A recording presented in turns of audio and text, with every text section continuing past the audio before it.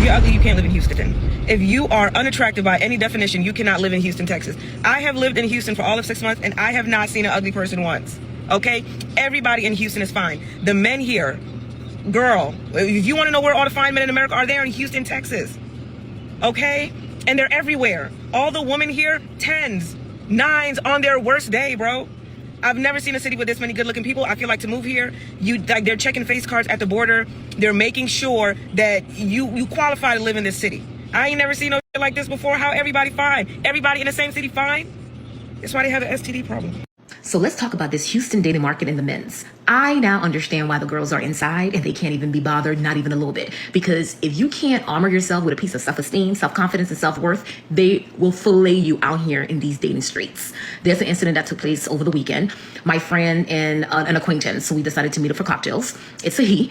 And so I just threw on something, but I should have known you never just throw on anything to go anywhere out here. It has to be an organized thought. You have to look like a little bit of something, right?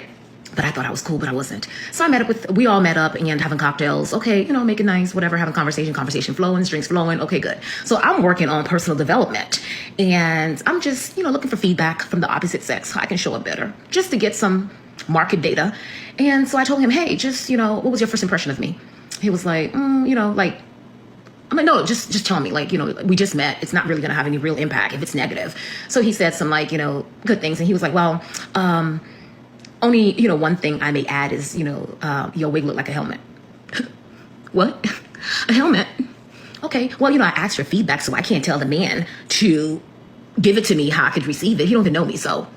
Okay, fine. So it's just data for me to receive, right?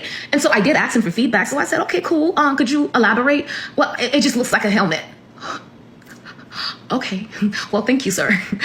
So I'm just saying, if you're asking for feedback, you may want to be ready for it because you just don't know how they're going to just lay it on you, honey. I'm like, oh, thank goodness I came armored. Could you imagine? Helmet. And no, and it's not this wig, just in case you're dribbling over this video trying to figure out it was another piece. But going forward, I'll be more mindful of how I install my pieces. And I can't just go out and just throw something on because that doesn't work out here. Just saying. Helmet. Yeah, and I'm glad he kept it funky. Personally, like I said, I don't think I could be in a serious relationship with a woman that wears a wig because it tells me a lot about yourself. And I mean, the easiest way to attract the man of your dreams is just be yourself, not with all this extra accessories and trying to look like somebody that you're not.